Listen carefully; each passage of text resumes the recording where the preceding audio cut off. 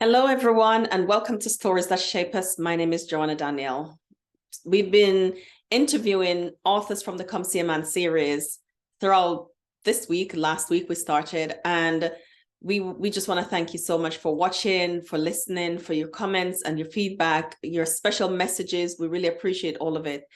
We've invited someone back to talk some more about their Come See a Man moment, some of the reasons why they needed him, and how they see him working in their lives. And who is this man that we're talking about? So I want you to help me again to welcome Joyce to the Stories That Shape Us podcast. Welcome again, Joyce, to the Stories That Shape Us podcast. I'm sure this is probably not going to be your last time here again. I think you're going to be a podcast favorite. So thank you for coming back. And this time we're going to talk about your Come See a Man moment. You want to tell us, like, what was that like? Before you tell us what that moment was, we were just talking about sometimes people leave the Lord, people leave the church, people leave Christianity, even though they've not left the Lord has not left their hearts, but they don't worship with people anymore. And we know that sometimes the reasons are valid, the pain that they experience, the challenges that they experience at church, the place that is supposed to be loving and kind and compassionate, and it's devoid of compassion and care. What made you stick around? And was your Come See a Man moment happen before or after all of the challenges that you experienced? Well, for me, it's definitely after. Because before, there was a whole lot of things that had happened, and disappointment, bitterness was the biggest one. And you know, when you've been there, and I was one of those active in church as well. And then when things happen, and then you feel like you're invisible, it does take a toll. It does. It's this heaviness every time you come in and you're looking around and you're wondering, are you sure you can't see me? Are you sure you can't read through me? Are you sure you can see I've changed? You've changed. Nobody sees the change. But nobody sees it. Yeah. Is that what you mean by invisible? Because you're hurting, but nobody can see that you're hurting. Nobody asks, nobody follows up, nobody check in. Is that what you mean? Yes, that. And sometimes, I don't know, I'd feel, especially those that were close to me or some people that I tried to talk to, I really felt like they didn't want to know. Right. And right now, some know, like, oh, this is what you were through. But it's kind of like, okay, that's it. Don't tell us no more. We don't want to know. Really? So even though they know now, they still don't want to know. There are those that still don't want to know. And also the narrative is, well, you must have not been a good enough Christian, weren't you? Because if you're a good enough Christian, you wouldn't have to always just have to open your mouth and say things. A good Christian doesn't go about telling people their business, especially when it's private. Oh, wow. So what does a good Christian do in their world? What do they do? You zip your mouth. Alone. You hush it.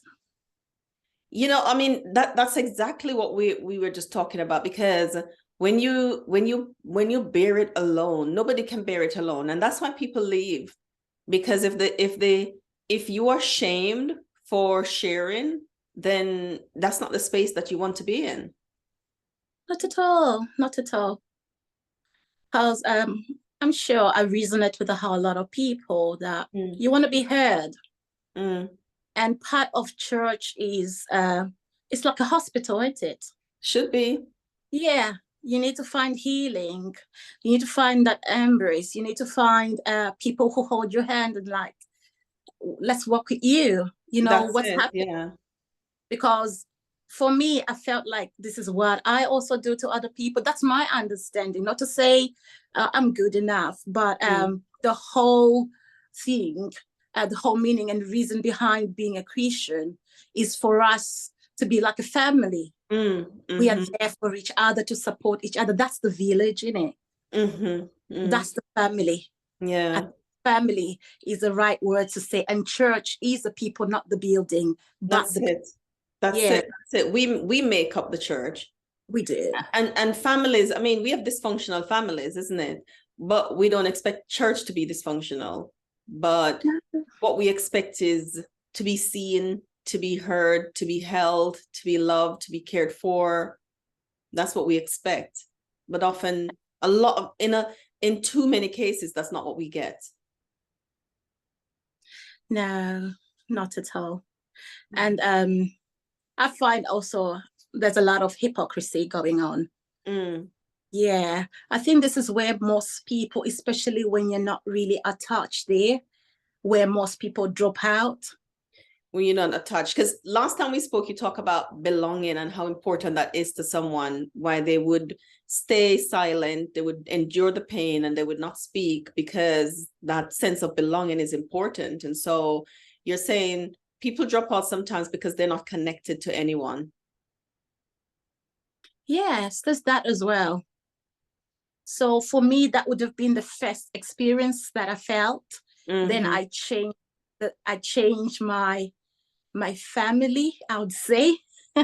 My family, because the first was due to another kind of trauma that I experienced. Right. So I thought, okay, I'm glued. I know what I want and why I am here. No matter what happens, no matter what discourages me, I'm going to continue. Maybe if I find a new environment that would work. Let me see if I find belonging over here. Exactly. But what I was met up with at the new place was, this church membership thing. Why did you leave your last church? Where is your name? And them kind of thing. They want to go in there, but we're not really at that level where we've connected again for me to be able to open up and let you know. Because I also know, can I trust you? Yeah. Yeah. So, and trust takes time to build, doesn't it? It is. Yeah. So you didn't find belonging in the new place either? No. And I think this is where everything unraveled for me as well, considering I was now away from my other friends and all alone in this new environment, miles away from this. I was about three hours away from where I normally I was before. So when I got to this place, and it's a new life. I've got a new title now. I'm starting a new milestone in my life. So you'll be expecting to find that guidance and the people to support you through it. Yeah, but that wasn't there. That wasn't there. Being invisible, it's not a nice feeling at all. I call it living on the edges. I don't, like I'm on the edge. I'm not a part of any particular group.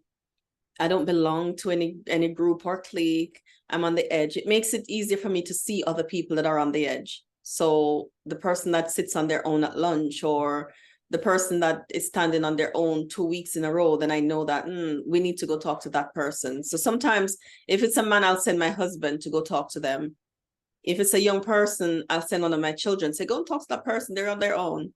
And sometimes I go. Not easy for the introvert in me to go, but I can see the people on the edge because I don't belong anywhere. I don't belong to any particular group. I think this is my other issue as well. I'm quite introverted and reserved. Until you get to know me, the only time that I've been forced to really be out there is because I have children that are extroverts. Yes. Yeah. yes. Our extrovert children help us. That helped me very much. So there was no way I was going to bring them in my space and keep with me because they like to be out there. Yes. So I'm forced to be out there and pretend like, hello. Yeah. But our children, my husband and children, they're the ones that save me. in that respect. But there are times when it can be lonely not being a part of a group or feeling like you belong to one. But I think it's also not so bad because you get to see people who also don't belong to one, and you can pull them in or direct them to places. I can't tell you how many times we've had to do that in different places, because when you're a part of a group and you're in your little group, you can miss people that are on the edges. And people need, for those who are listening and you're a part of a group and you've never ever thought about looking outside, or think about, maybe, is there somebody that I need to look around? I'm going to invite you, those who listen to this podcast and you're Christians and you go to church, wherever you go to church, wherever you worship, look for people who are not a part of a group. Look for the person who at the end of service stands on the edge. Look for the person who disappears after the last song. Stand at the door and wait for them. They're waiting for you. They're waiting for somebody to see them. Look for the person who don't belong. They sit on their own at lunchtime, or when there's any gathering, they're on the edges of it. Look for them. They need you. So tell us about your come see a man moment, Joyce. Even though you're going to church, there's bitterness that you leave one place, you're invisible. How did you manage to hold on to Christ while all of that was happening?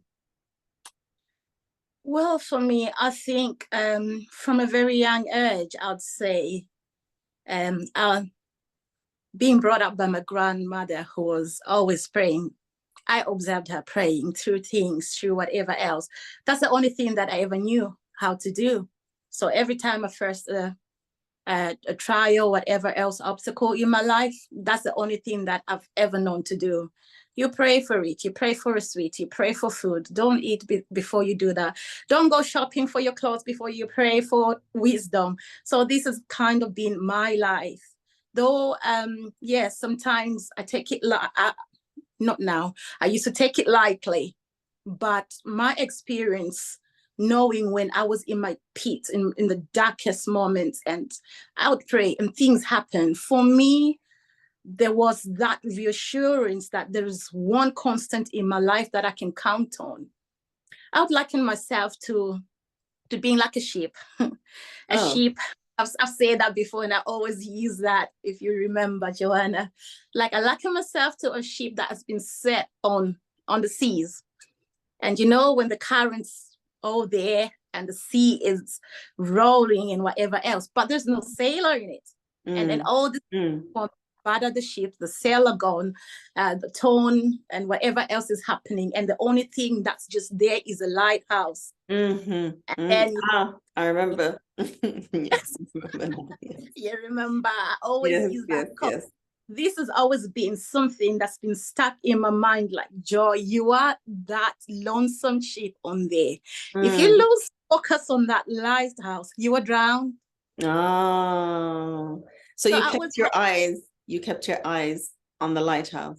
Exactly. That's the only thing that has seen me through, because whenever I prayed, I saw results. I've been through, like, in the circumstances that I've said in the other episode, where it came to a point where I was in debt. I was left in debt. I was homeless, 2 children, a little one in nappies, and I'm thinking, how am I ever going to make it out? Winding it up, before that, I was praying and I'm saying, God, I've tried 3 times already to leave this, but I don't know how. I need the strength. I don't even know if I'm doing the right things or I'm asking for the right thing. If I leave, how am I going to sustain the children? How am I even going to be able to go to work? You understand? I've got skills, I've got that, but I don't know the way forward. And nobody is ever going to come and rescue me out of this. It's when I have children, for me, really, that I realize, like, I need to make a plan here. You need to make a plan. What legacy am I going to leave for my children? Because I really saw I was going down in the deep, and it was really dark. It was dark. It was really dark. There were times that I'll be scared to sleep, because I think maybe when I go to sleep, I'm never going to wake up. Maybe I'll be gone in my sleep. And I knew that was depression right there. That was how dark it was. Exactly. But I told myself, God, if you were there, I need a way out, and I need a dignified way out of this. Whoa. This is exactly what I prayed for. And I'll tell you, it was a spontaneous split. I never said, this is what I'm going to do. It just happened. But I realized when it happened, like, oh, this is what I prayed for, a way out, a dignified way out for me to leave. But You made a way out. Yeah, but that is just how it so happened. So in that pit again, and thinking, okay, I'm here now. I'm homeless. What am I going to do? I remember it was the last week I had to move because I'd already given like notice to leave. And I'm thinking, where am I taking the children? Where am I taking the children? I prayed like I've never done before. And I said, God, if you're the God that I've always worshipped, and you are the God that's always made a way for me up to this point, you are the one in that maternity room through all the 2 C-sections that I've had, whatever complications that I had with these children. And you said you gifted me these children. These children can never see me on the street. You are my supply, and I need a miracle. I remember fasting that week and praying alone. And this is something that I couldn't share with nobody else because it was shameful. How is that smart girl, intelligent girl that people have known grown up to be this? I couldn't share because nobody was there. I didn't trust nobody. I'd build the walls anyway because I didn't trust nobody. I felt like everybody had failed me, even though I tried to reach out. It didn't work. So 2 days in it, and I'm thinking, okay, 2 days to go. What am I going to do? I started packing my things. And I remember my son trying to help me move this large settee. And he was like, Mommy, can I help you? And I says, no, you can't. And he came and said, he was 8. And he says, Mom, you are the one who always teaches us to pray. I've watched you pray. Can I help you move that settee? And I says, no. If you break any part of your limbs, do you know your mom can go to prison? That's exactly what I said. And he was like, Mom, do you remember Jesus gave David strength to kill a lion? Wow. He can give me that strength too. I looked at him and I'm thinking, okay, you're going to give up. Come, let's do it. He tried. And I was like, yeah, that's it, you go. And then he was like, no. Jesus used to have this thing like, Jesus will put things in my mind, Mommy. Jesus will put things in my mind. And I was like, yeah, what is Jesus put in your mind now? He was like, can't you dismantle this into pieces? I was like, okay. When I turned it around and I'm thinking, oh yeah, actually can do that.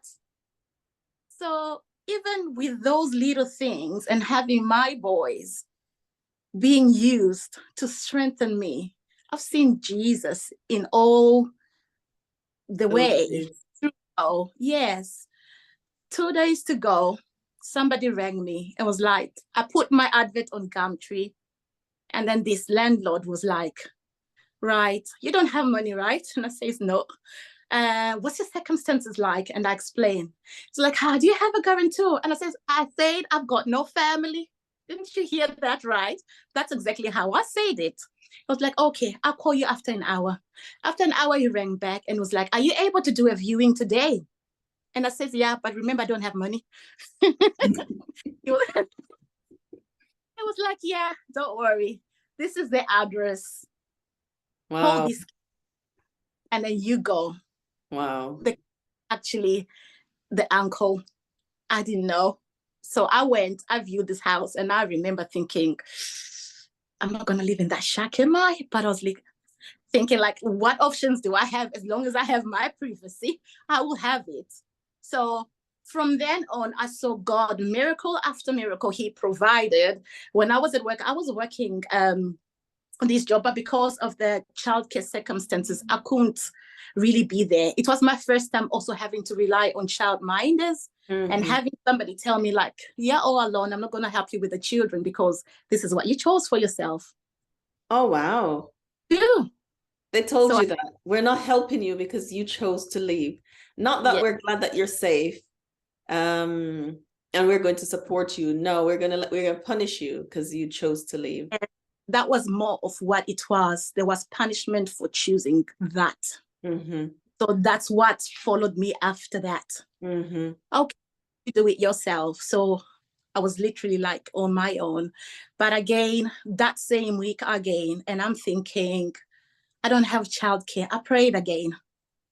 I remember it so well. And I went on this website looking for registered child. I didn't know how to go about with this. I had a 2-year-old in nappies and an 8-year-old. And I'm thinking, God, do it again.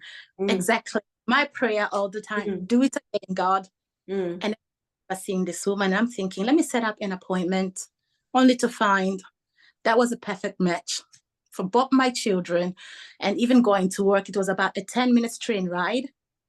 Yeah. To minders. And again, I'm thinking, I'm sorry, I know I've booked childminder, but I don't have money to pay you. And I was like, don't you know that if you're a single parent, you're entitled to ABC and some help? And I'm thinking, how do you go about with that? They helped you. Again, yeah. So it was miracle after miracle. But again, having to learn to live like you've never before and thinking now, all eyes are going to be on me.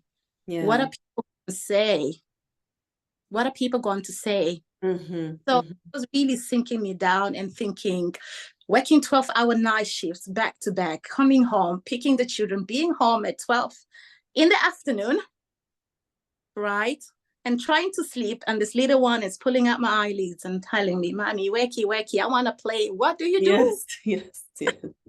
Waking up at 4:30 again, trying to sort the children out. It was tiring. I bet. And I'm praying, God, do it again. So it was like that for years. And I'm talking like that's 2017, 2018, 2000, up until now. That's my prayer that I always say, because I know he's done it. So I have this friendship with Jesus. You have some evidence. So he gave you evidence. So every time you come to a place, you can say, can you do that again for me? Do it again. Yes, do it again. Because I know.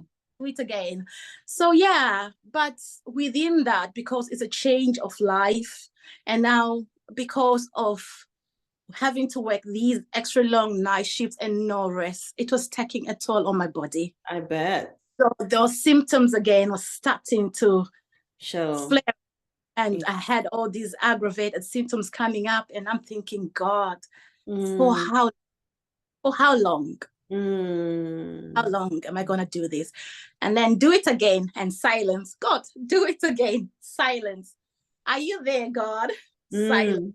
And I'm thinking, that's it for me. You're not there. You don't care. I can't be at this age after what I've been through. I've gone to college. I've gone to uni. I've done all this for myself. And I feel like I'm a laughing stock at this moment in time. Or doing nothing for me. So I was really starting to sleep. But I'd had one constant person that always checked on me. No matter how many times I changed my phone number, she always had a way to get to me. So I'll say for me, what helped, and my come see a moment is, finding the right tools, because you have that glimmer of hope. Yes. It gave me that glimmer of hope, even though I knew I was down there and I couldn't talk even to her. And I started thinking, but I'd lost trust in people, I'd say, because all the people that I've always been there for had let me down as well. Right. Community who was supposed to be there for my children. Yes. Let me down, considering even what started happening there. There was so much bullying going on. Yeah. And I'm in a war zone, and you're being attacked left, right, and center. You are this, you have got labels, you've got that.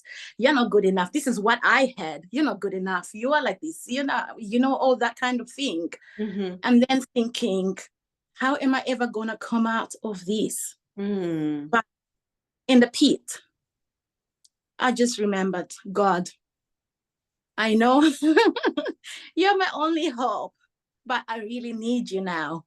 I can't feel you right now. But for me, what also saw me through was having a playlist.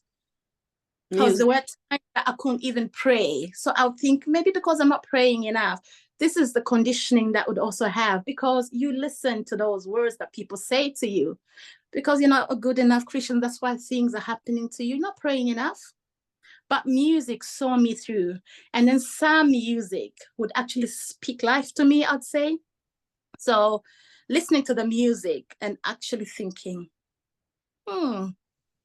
There's one song I like, Sissy Winans, I'm Going to War. Was like, right, that's me done. It's wartime. I even remember the day my son was like, wow, you're going to battle. How are you going to battle? I was like, watch me, you know? It was like, I'm going to start again. I'm starting again. Nobody's going to put me down. I'm here, I'm now. And looking at the children, I'm thinking, this is not going to be my legacy. I'm not a quitter. I was never born to be a quitter. At this point in my life, I've fought so many battles already. So music gave you your fight back. Exactly. What is there to lose right now? What is there to lose? So I just started digging, looking on there, because I'm good at researching. You know, I've got a research background as well. And looking for tools and whatever else that I knew little about. So learning more about it. And one consistent thing as well that I used to do was, I knew you from long back, if you remember. And I sent you a friend request and you rejected it. And I was like, what's it, woman? We never used to talk, but when I had a baby welcome, there's something that you said when you came. Your children were really young. And then you said to me, I better go. I need to put the children to sleep. That really put me off. And I'm thinking, really? You're leaving my function to put your children to sleep? I think I've spoken to you about it. But it stuck with me. And the lady that was leading my baby welcome, that's for my first son, spoke about routines. And then I thought, could that be what she's trying to do? So she suggested I buy this book on routines. So that's the other thing that has helped me also in my parenting. Like, I've kept my children on certain routines. So when they're there and they're busy doing something, I'm trying to research and have that little time that I have. So I joined like healing circle groups. I joined everything. I bought courses. I just went out there, and I used to work night shifts as well at the time. So I put all my time to studying. And that's when I realized, there's something called trauma. I'm suffering from trauma. That's what it is. You were able to name. Yeah, so I started being able to name things that I was going through and understanding, like, Joy. This is where it hurts. This is where you started from, and this is how you've been. So I realized I had certain patterns I had to break. And I'm thinking, no, my children are going to be trendsetters. They're not taking this on. My children are going to be set apart, and I am going to be there. I will stand up and fight for them. You went to war. I went to war. This is what I say. So I went to war, and being at war, praying again. This is where I found, like, this man is real. I can't see him. I can feel him. You came back. You came back full circle almost, when you're like, first is do it again. But you came to this period when there was silence. Yeah. And he wasn't doing it as he used to. Yeah. Once it was do it again, it was like, that's yours. This is mine, but that's yours. That's how it is. Because God, you said, if I do your work, you will do mine. Yeah. I've done my part, you do yours. So it's more like challenging God, like, you told me this. So I went into claiming promises as well. Yeah. Make good on the word that you've given me. So I'll see it through. If the promise has a condition, I'll see it through. And then I'll wait and watch and say, God, you haven't done your part.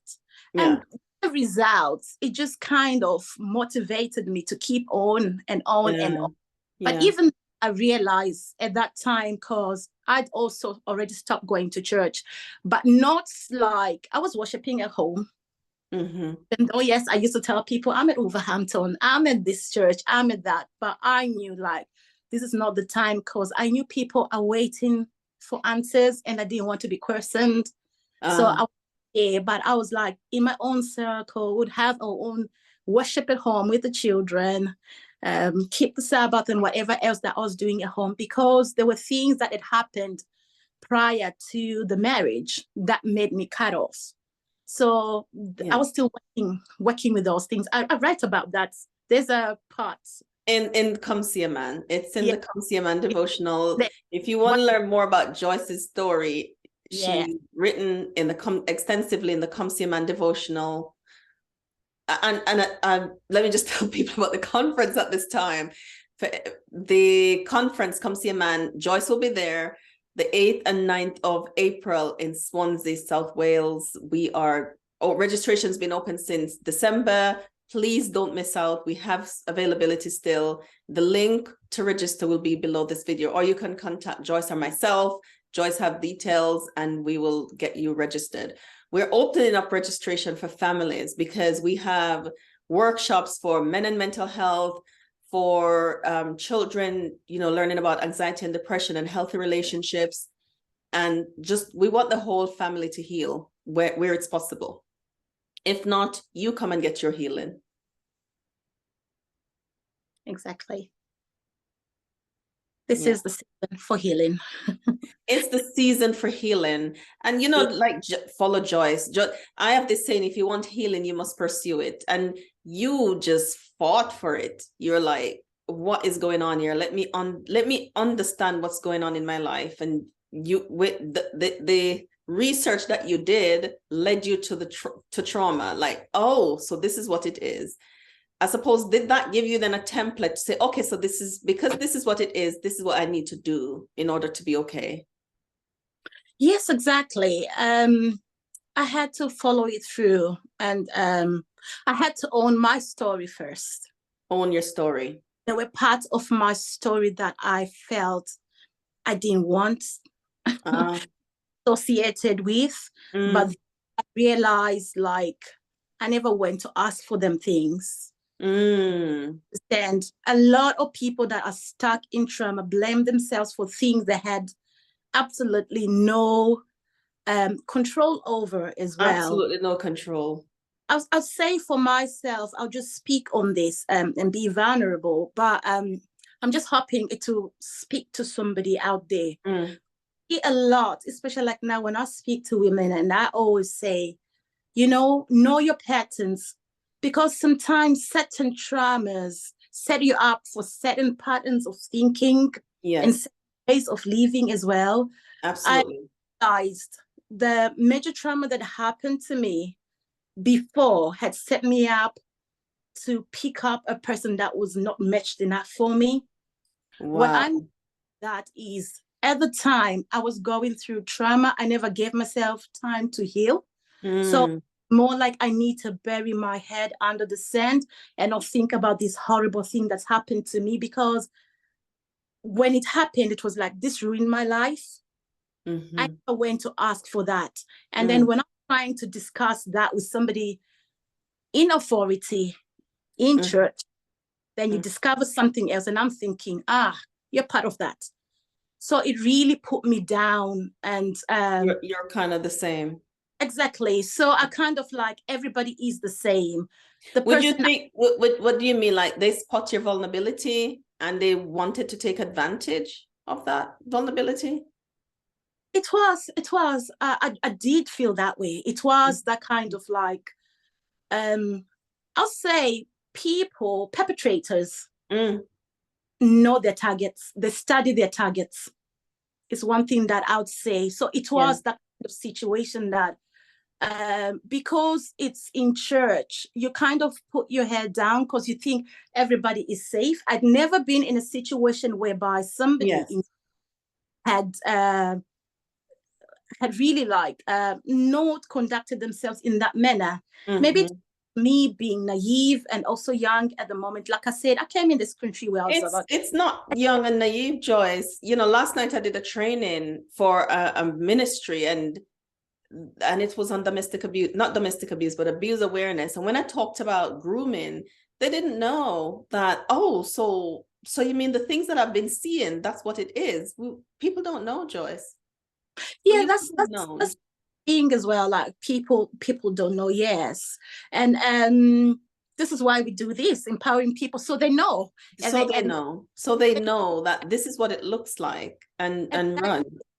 So what happens is, when some traumas happen to you, you kind of have that as a benchmark, like, oh, maybe this is just what everybody is. If somebody's in church like this, this is where I compromise and I say, if church is like this, well, then I'll be safer with somebody who's not associated with it anyway. Yeah, and for a person like me and people that knew me, that even came as a surprise as well, but it was at the time being considering my vulnerability at the time. Yes. So this set me in a certain way. So I, looking back, if I had given myself, if I had the tools, I would say, like I know now, it would have been a different situation. So I speak to people like who are going through trauma as well. Like, no matter what trauma it is, it can actually distort your way of making decisions as well. It does. I had all this pattern. I'm thinking, okay, when I'm this is a funny thing. Like my friends knew, I used to be told like, I never used to like dating. And people used to think like, are you going to be a nun? And I was like, no. In the near future, maybe after 30, I'll think about that. For now, it's me time.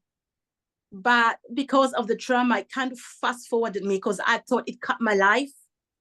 So I was like, okay, now whatever it is and whatever was happening in there. And then you meet somebody and you think, oh, this one's perfect for me. This one's a healer. This is how it came across to me. Because there was all sorts of everything that you'd always desire and whatever else. But it set me in that way. So I didn't look at the red flags and properly like magnify them and see them for what it is. Did you know there were red flags at the time, or is it now looking back you go, that was a red flag? Or didn't know about red flags then, did you? I didn't know about red flag, but what it was people pleasing. Yeah, because you said certain experiences that you've had and patterns that you had set you up to do the same thing in all your relationships. And that's what we do, isn't it? We have certain ways of relating that we just use. And when you're used to people pleasing, then you do it. Certain people will love that because it feeds their ego. And exactly, because you'll be the kind of person like, oh, Joy can do it. And my house, especially like Sabbath, always open to people for lunch. But looking at it now, I don't think I was opening my house because I enjoyed having people for lunch. That's just how it is. I'm an introvert. But we do have people at our house, introverts, right? But not a lot of people, not all the time. Small doses. Yeah. This is how it is. So for me, it was that kind of people pleasing in that way. Like, you know, when people don't understand you, especially like, I think the most misrepresented people are introverts. Because I think we are labeled in a certain way. In my culture, being an introvert, you have so many negative labels. You don't like people. You are this, you are that, right. You are. So you'll be trying to fit in that space and trying to show like, no, I'm not really like that. Okay, right. So you can't be true to who you are. No, you can't be true to who you are because you're trying to please people. Yeah. All these brownie points out of it, but it never works anyway. For those who are listening, you can't please people. People change. You're never going to. So try to get help with being comfortable with who you are. And the people who are for you, who will accept and love you just as you are, they're around, they'll come along. But the ones now, if they can't, they're not the right people for you. No, not at all. Not at all. Because you need to shine and be authentic to yourself, to the world. When you're not authentic, you're just living a lie at the end of the day. Yeah. And especially when you have children, this is my other also out is because children learn to connect with others by observing how you connect with others. They do. So this was a big one for me. Looking at my children, I'm thinking, why is he behaving like that? That is me there. Like mini yous running about. And I'm thinking, I don't like it. But then you think, where did they learn this from? It's me. So that challenged me. And I remember in this prayer group, and I put a prayer out and I says, I have this challenge there and I'm having these issues. And this person was like, can I have your email address? And then I remember I forgot everything else apart from this part that said, I only had one child at the time that says, no matter what you're going through, always remember to let your child be with children his own age. If you don't feel like being out there, just go and sit on a park bench, let him roam around and be a child. That's one advice that I've always stuck by, like no matter how blue my day is. And that always make me be out there, because I know with how I was going through and what I was experiencing, that could have easily turned out into severe depression, if not worse. Because thoughts Your were starting. children, Exactly. they gave you purpose and kept you. Purpose, yeah, they give you purpose and direction in life. Because I even remember the first time that I went to my GP, and he gave me this questionnaire there. I said, I'm not sleeping. I didn't know. And I gave me this questionnaire then, and I looked at it. I'd actually been listening to something about depression medication at the time, and it was all in the narrative. And then when I went there and he gave me this, and I looked at it, and I'm like, is it trying to check me for depression? And I kid you not, everything that was there, when I know, like when they asked me, do you feel weepy? I'd say no. Do you feel this? I'd say no. He looked at me and it was like, you came in here and you said A, B, C, D, but the way you feel this, I doubt you filled it correctly. Would you want some time and bring back? Would you want to take it home and bring it back? Think about it. And I said, no, I'm done. He knew that you did. He knew what you were doing. He knew what was happening. And then it was like, okay, then fine. He prescribed me some antidepressants. And it was like, okay, after a week, let me know if you feel better. I went home and I looked at them and I'm thinking, this is not my life. I'm already on 8 other prescription medication. This is the 9th one. No, thank you. It's not going to happen. So also that in my mind, I do not advise for people when they go to GPs and do what I did. No. I'm glad you said that, because I was going to say that, because there's some people who you need help. Get the help that you need. Yeah. Exactly. I did try them, but then I was like, no. At that time anyway, the other reason was I was already trying natural remedies for my other issues that I was having. Right. And I was seeing positive outcomes from them. So I thought, okay, let me find a medication that has a herb that works the same as this, and then I'll see what my GP says. Okay. Last time I went to my GP, I was like, I can never face him again. I do not advise for anybody to do what I did, because what after that could have really put me on a really bad spiral. But thank you, as another come see a man moment for me there, because I was set on the settee. Like I said, I couldn't sleep. I was scared to go to bed. All the signs of depression were there. Bearing in mind, I knew already that I'd already had like postnatal dip. So I think it was an extension of that. Right. And I'm sitting and I'm praying and I'm thinking, I am not okay, but I don't know who to talk to. I am not okay. I don't know who to talk to. I went on the computer and I was searching my symptoms and I found something there. I'm not going to say it out in case somebody can go and, because I'm I don't, yes. So I was led to something that I tried out there.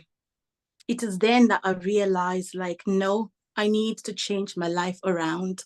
I need to change my life around.